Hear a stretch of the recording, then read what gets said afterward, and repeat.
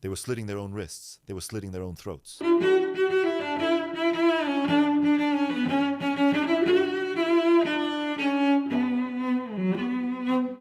The brutal and bestial murders committed by the Red Army.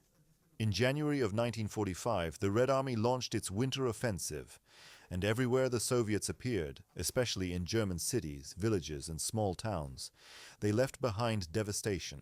But above all, they massively raped and murdered women and young girls. And today, that's exactly what we'll tell you about crimes that have never been accounted for. And to this day, the Russian state believes that rapes and sexual crimes committed by Red Army soldiers were merely isolated incidents and not a mass phenomenon.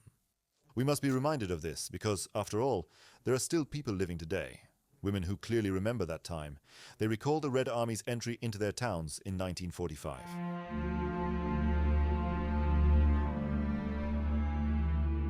As Adolf Hitler's criminal state was nearing its end, the German population, and particularly its women, began to fully grasp that soon the Red Wrath would descend upon them.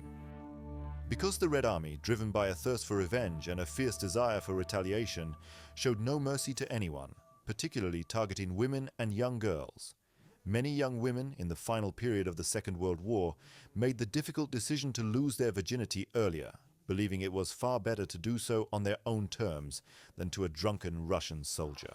Everyone knew perfectly well what the revenge-hungry Red Army soldiers were capable of.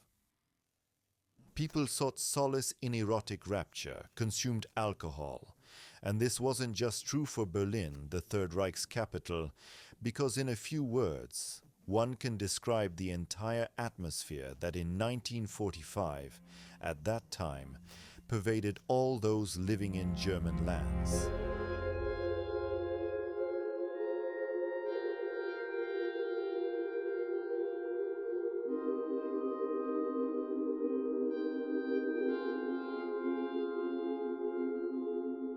Why did they rape with such brutality? Why did the Red Army commit such terrible crimes and rapes everywhere it appeared? Of course, it's a common notion, a popular belief, that the Red Army was mostly made up of Kalmyks, Buryats, wild Asian hordes, and above all, was hungry for revenge against the Germans. Because these soldiers, the soldiers of the Red Army, they knew perfectly well what the Germans were doing in the Soviet Union, what they were perpetrating on the Eastern Front, and the Germans also committed terrifying atrocities against the civilian population. The Eastern Front looked completely different from the Western Front, and the German army was utterly brutal for the soldiers of the Red Army. Undoubtedly, the strong desire for revenge also drove these individuals, but I urge you to look at this specific problem, the problem of sexual crimes and atrocities committed by the Red Army. Please consider it from a much broader, more encompassing perspective. I am in no way trying to whitewash these crimes, but merely to examine them from a psychological perspective. In what kind of country did a Red Army soldier live?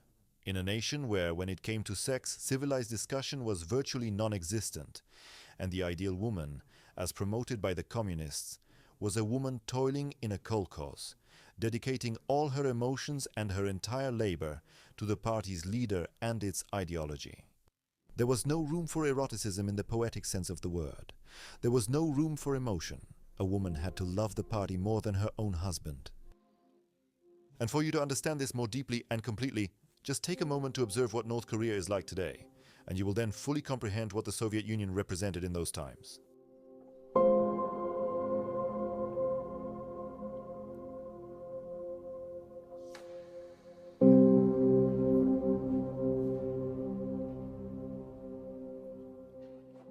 And suddenly, overnight, a Soviet man, for whom clean tap water was a pure exoticism, is packed onto a train, then transported to the front lines, far beyond the borders of his own country, a country in which he had been a slave for his entire life.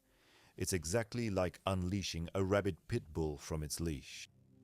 The further west they went, the more their inhibitions dropped. A Soviet soldier, however that may sound, wanted to take advantage because his commanders simply permitted these atrocities. There's one more very important thing. Let's consider what kind of army this man was in.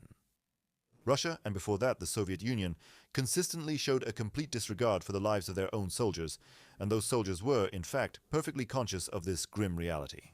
Let us recall that this was an army where, directly behind the frontline units, NKVD detachments followed, which would execute their own compatriots for any attempt at desertion. This instilled in these simple people the feeling that they had to take advantage, because they could die anyway at the hands of their own brothers. Unfortunately, they poured all their anger and frustration, for the most part, onto German but also Polish girls and women.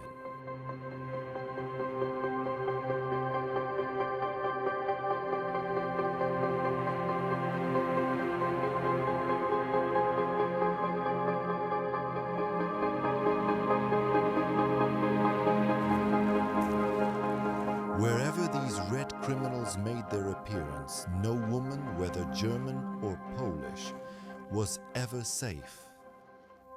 This is perfectly illustrated by the words of Courier Robert Gorecki from May 1945, who described how the Bolshevik army on Polish lands behaved worse than Tatar gangs, worse than Genghis Khan's horde, and this refers specifically to the rapes of women and girls.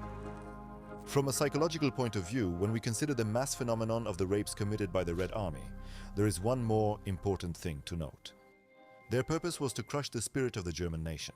They were meant to demonstrate to German men that they had utterly lost all control, initiative, and power in this war. In a nutshell, it can be described as follows. Look, you Nazi, what I am doing with your woman right before your very eyes. You no longer possess any control over her. I am the master now.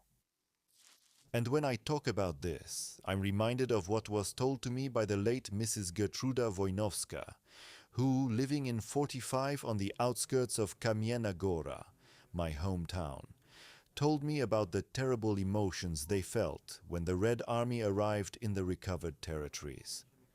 There were numerous cases of suicide. She herself, with her older sister, was hidden by their parents in a hay barn because everyone feared these rapes.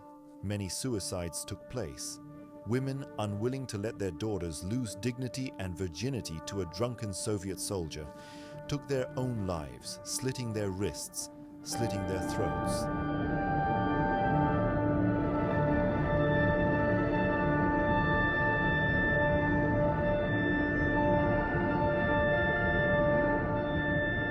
One of Stalin's infamous orders stated, "You are to take German women, specifically those with blonde hair. They belong to you." And indeed, the Soviet soldier regarded the rape of a German woman as his war trophy. And why did these rapes take on such brutal, bestial forms? Why were they often linked with torture and with brutal killings? Because in the propaganda circulation, in the minds of Soviet soldiers, there was a belief that German women were too proud of this year. When Red Army soldiers liberated the Ravensbrück camp, Zofia Posmis, a former prisoner of that very camp, recalled that the joy of their so-called liberation lasted for literally just 2 days. Because, just imagine, the Red Army soldiers raped the female prisoners of that camp, and it didn't bother them at all that these women were emaciated, that they were dirty, and that they were in a truly terrible condition. It didn't matter.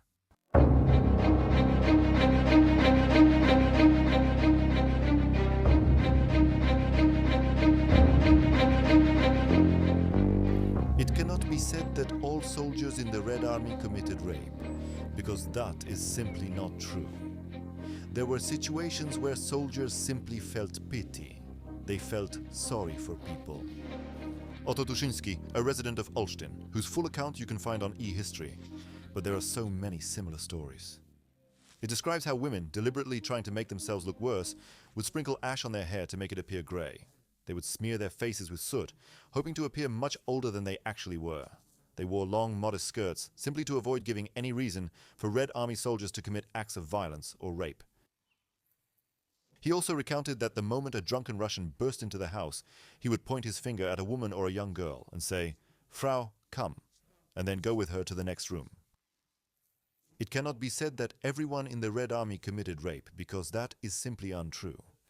He also recalls a situation where a Soviet soldier tried to get to his mother, and he gave up the moment 6 children grabbed their mother's leg and cried. They didn't want their mother to go with the Ruski to the next room. He gave up. But he also recounts an incident in which a German woman had hidden her daughter behind the piano in her home. The girl was about 13, maybe 14 years old. A Russian man came into the house drunk. He noticed the girl hiding, pulled her out, carried her from the dining room into the kitchen and raped her. Otto Tuzinski recalls that the girl was kicking the door with her feet and that you could plainly hear it. It was simply audible. The sheer groaning was absolutely unimaginable. There were also certain instances where a Soviet soldier would fall in love with a German woman. However, these kinds of situations were very strongly condemned within the Red Army. Such relationships were simply not permitted to exist at all. There were also situations, isolated cases, where Soviet soldiers rebelled against such widespread and brutal rapes, arguing that while Germans certainly deserved revenge and should be killed, it ought to be done with a rifle, not through sexual violence. However, their voices were not heard.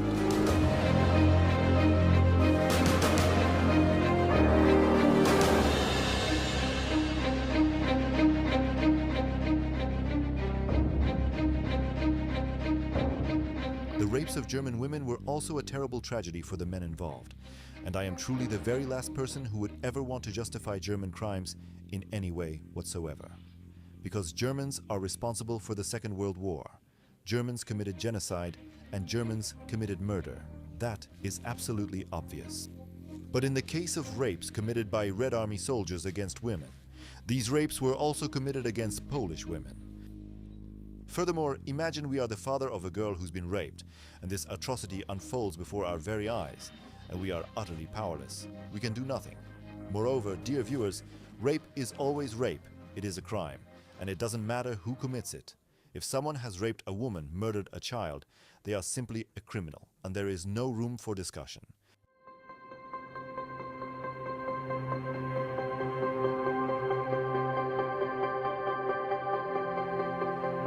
Soviet soldiers were known to, before the eyes of their families, also forcibly remove women and young girls from the columns of civilians who were marching through territories that had already been captured. And even when a woman was disguised as a man and tried to make herself look older to age her appearance, imagine that there were such situations where a Soviet soldier would approach the column and grab a woman about whom there was no certainty, whether she was a woman or a man, by the crotch, and in that way he would confirm she was a woman. Once he verified it, he literally dragged the woman a few meters away from the entire column and raped her in front of other passers-by.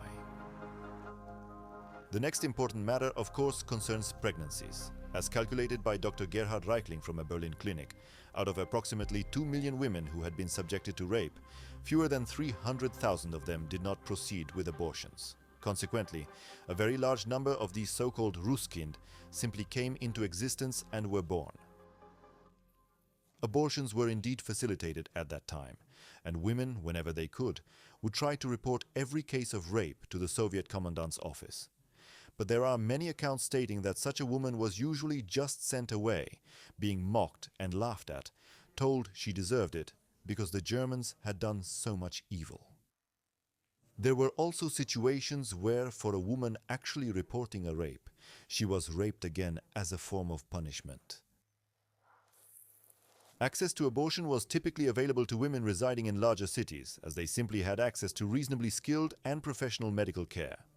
However, in the Third Reich, the abortion underground flourished, and abortions were performed in rural areas, often in simple home conditions. Most women did not want to give birth to a child conceived as a result of rape, and that's hardly surprising.